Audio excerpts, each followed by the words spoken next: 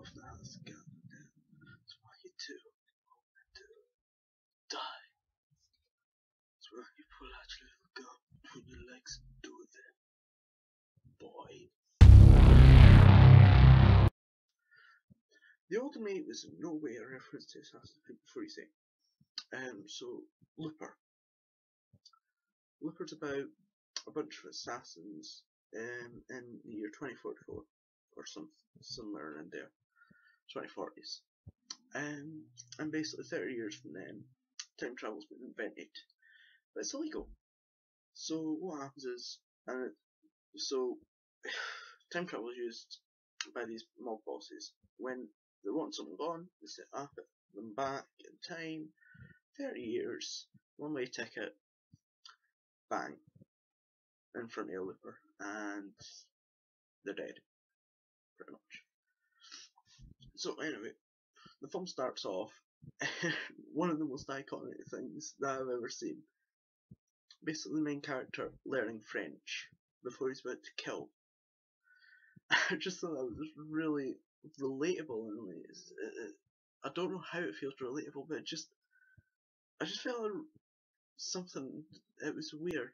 I just really enjoyed that scene. And then after that scene you get Looper. Anyway, first of all, the story in this film is just absolutely amazing. It is pure genius.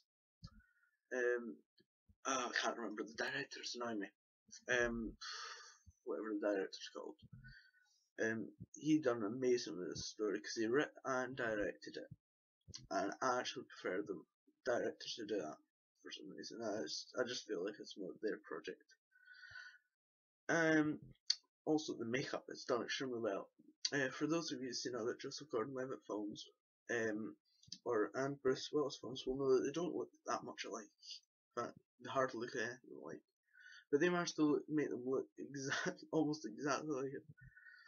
Joseph Gordon-Levitt is a young Bruce Willis. I mean, I was watching Die Hard not too long ago, and it was not long after I'd watched Looper for the first time, and it was then that I realised how much he is like that. Joseph Gordon-Levitt took on loads of Bruce Willis's personality, and the way he acts and everything, and it really paid off in this film.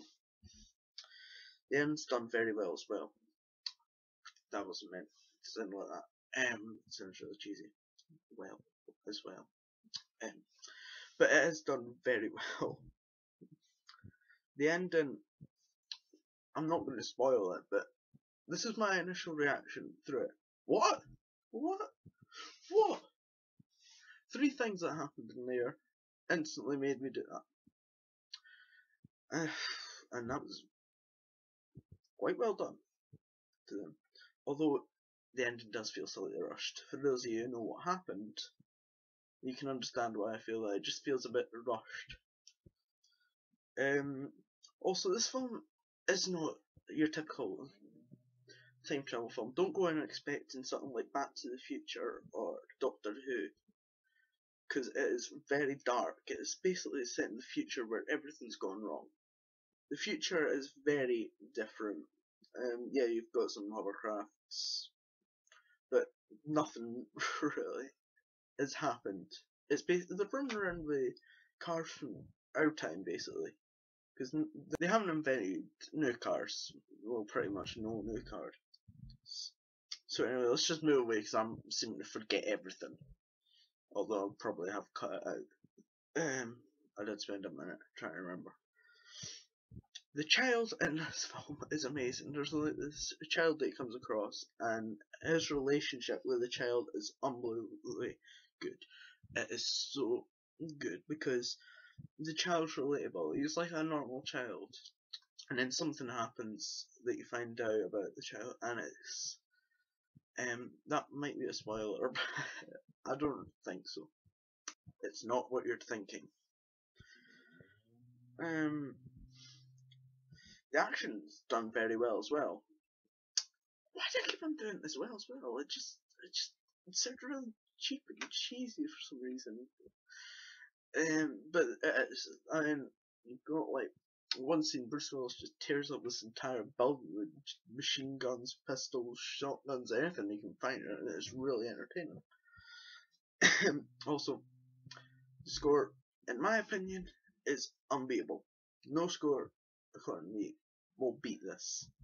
And those of you who watched my trailer, for the ones with Lego Lord of the Rings, Looper, Walking Dead, Amazing Spider-Man, stuff like that, will know, well, no, maybe, but one of the bits of music from the film is actually in there. It's called Day in Life, and it's done by this guy that I cannot remember the name, even though he is very good, and it's done out of stuff like gun reloads, car slams. Only one proper instrument, I think, and that's the piano. So anyway, another thing, a lot of things about this film, the main story was he has to kill himself, well, his older self. And the thing I like about this, in this film, is it's normal. People kill their older selves, all loopers, that's why they're called loopers. What happens is, because time travel is so illegal, they get sent back in time, so they have to kill their own self. And it makes it feel very good, and it's just so relatable. It makes the characters even more relatable, which is actually what I was going to go into. The characters are unbelievably relatable. I'm making so many mistakes in this.